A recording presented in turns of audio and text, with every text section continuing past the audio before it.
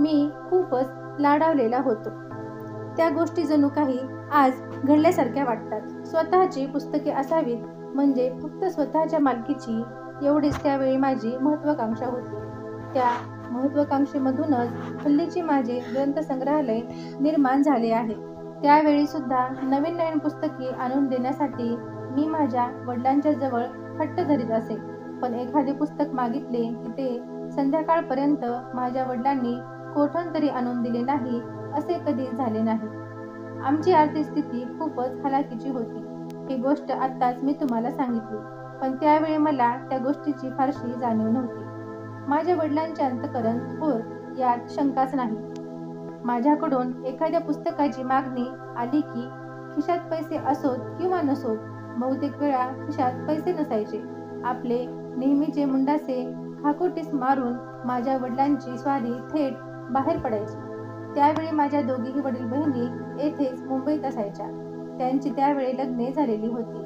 माझे वडील जे घरून निघायचे ते थेट माझ्या धाकट्या बहिणीकडे जायचे व तिच्यापाशी जे काही 3-4 रुपये माझ्या पुस्तकासाठी हवे असतील ते मागायचे. तिच्यापाशी तरी कुठून असणार 3-4 रुपये? बिचारी कळवळ्याने माझ्यापाशी एवढे रुपये नाहीत असे म्हणायचे. पण लगेच माझे वडील पुन्हा आपले मुंडासे खाकोटीस मारून माझ्या थोरल्या बहिणीकडे जायचे. तिच्यापाशी सुट्टे रुपये नसले म्हणजे ते तिच्याकडून एखादा दागिना मागून घेत असत. अर्थात हे सारे दागिने माझ्या बहिणींना लग्नात दिलेले होते. तरी पण त्यांची नेकी पहा केवढी होती. तो दागिना घेऊन ते एका ठराविक मारवाड्याकडे जात असत. त्याच्याकडे महिन्यासाठी तो दागिना गहाण ठेवीत आणि महिना संपला की पेन्शन हाती पडल्याबरोबर वडील पुन्हा त्या मारवाड्याच्या घरी जात व तो गहाण ठेवलेला दागिना सोडवून आणून बहिणीला पोचता करीत. त्यामुळे माझ्या बहिणीसुद्धा वडिलांनी दागिना मागितला तर कधीही नाही म्हणत नसत. याला आणखीही एक कारण होते. माझी आई माझ्या अगदी लहानपणीच वारलेली असल्याने मला माझ्या आत्याने वाढवले होते. ही आमची आत्या माझ्या वडिलांपेक्षा मोठी असल्याने तिचा घरात मोठा रुबाब व दरारा असे. माझे वडील सुद्धा तिला खूप मान देत असत. त्यामुळे व मी आत्याचा खूप लाडका म्हणून घरात मला बोलण्याची कोणाची छाती नव्हती. याचा परिणाम असा झाला की मी मात्र त्यामुळे खूपच लाडवलो होतो. माझ्या सुखासाठी माझे वडील किती दगदग सहन करीत व नाना तऱ्हांच्या अडीअडचणींना तोंड देत याची मला त्यावेळी मुळीच कल्पना नव्हती.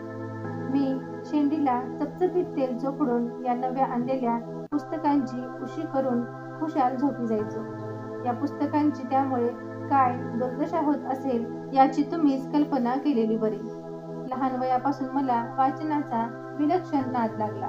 तो इतका की अमुक पुस्तकात अमक्या ठिकाणी एखादी महत्त्वाची बाब आहे ही गोष्ट कोठेही टाचणी वगैरे लिहिली नसतानाही मी ताबडतोब आठवू शकतो. या माझ्या सवयीमुळेच माझी स्मरणशक्ती अतिशय तल्लख झालेली आहे. पुढील भाग आहे माझे वडील. आमचे कुटुंब गरिबीचे असले तरी त्यामधले वातावरण उडारलेल्या सुशिक्षित कुटुंबाला शोभेल असे होते.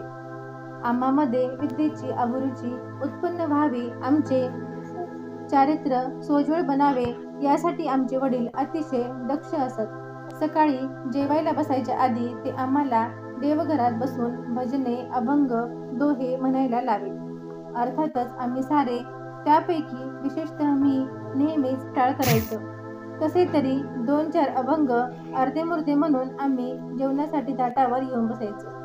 लगेच वडील आम्हाला हटकून विचारायचे, का रे आज लवकर संपलं तुमचं भजन? त्यांच्या या प्रश्नाला उत्तर देण्याच्या आधीच आम्ही तेथून पसार झालेलो असायचो. पण ही सकाळची धांदल संध्याकाळच्या वेळी मात्र आमचे वडील केव्हाही चालू देत नसत. रात्रीचे 8 वाजले की माझ्या दोघी बहिणी, माझे वडील बंधू व मी देवघरापाशी जमा झालोच पाहिजे असा त्यांचा कडक नियम होता. कोणी गैरहजर राहिल्यास त्याला ते कधीही क्षमा करीत नसत. ज्यावेळी ते मोठ्या भक्तिभावाने संतांचे अभंग किंवा कबीराचे दोहे म्हणू लागत त्यावेळी अतिशय गंभीर आणि पवित्र वातावरण निर्माण होत असे. आमच्या वडिलांचे पाठांतर फार असे. अभंगामागून अभंग ते म्हणू शकत. वडिलांच्या पाठांतराचे आम्हाला कौतुक वाटे. त्याचप्रमाणे माझ्या बहिणीसुद्धा गोड गळ्यांनी जेव्हा अभंग म्हणत त्यावेळी धर्म व धार्मिक शिक्षण मनुष्याच्या जीवनात अत्यंत आवश्यक आहे असे मला सुद्धा पटत असे. मी धर्मलंड आहे असे पुष्कळ लोक समजतात, पण ही गोष्ट खरी नाही. लोकांचा हा माझ्याबद्दलचा गैरसमज आहे. जे जे लोक म्हणून माझ्या सानिध्यात येतात त्यांना माझी धर्माविषयक श्रद्धा व प्रेम माहीत आहे. धार्मिक ढोंग मला बिलकुल पसंत नाही. ज्या धर्माच्या शिकवणीमुळे मनुष्याच्या अंतःकरणातील पाशवी वृत्ती काबूत आणल्या जात नाहीत, तो धर्म कुचकामाचा आहे असे अजून माझे मत आहे. माझी मते अशी प्रगतिशील बनली याचे श्रेय माझ्या वडिलांच्या धार्मिक वृत्तीलाच मी देतो. लहानपणी त्यांनीच भक्ती मार्गाचे वातावरण माझ्या मनामध्ये निर्माण केले. मी लहान असतानाच माझे वडील आमच्याकडून रामायण, महाभारत इत्यादी ग्रंथ वाचून घेतल्याशिवाय आमची सुटका करीत नसत. परंतु रामायण, महाभारत वाचण्याची आमच्यावर सक्ती का असे विचारण्याची कोणाची हिंमत नसे. ज्या पुराणात शूद्र आणि अस्पृश्य यांचे पदोपदी हेळसांडपणाचे वर्णन आढळते, त्या पुराण पुरुषांचे जीवनचरित्र वाचण्यात तरी काय तथ्य आहे? मी वडिलांना हे ग्रंथ वाचण्याची सक्ती का असा प्रश्न विचारल्यावर त्यांनी उत्तर दिले की आपण जरी अस्पृश्य असलो तरी रामायण, महाभारतातील पुराण पुरुषांची जीवनचरित्रे वाचल्यावर आपल्या मनाचा न्यूनगंड दूर होतो. पण मला ते नीटसे समजले नाही. पण भक्तिमार्ग हा राष्ट्राला विघातक आहे असे माझे प्रामाणिक मत आहे. कदाचित माझे हे म्हणणे लोकांना पटणार नाही, पण त्यांनी या माझ्या म्हणण्याचा खोल व ऐतिहासिक भूमिकेवरून व निपक्षपाती बुद्धीने विचार करावा. म्हणजे म्हणण्याचे अर्थ लक्षात आले वाचून राहणार नाही.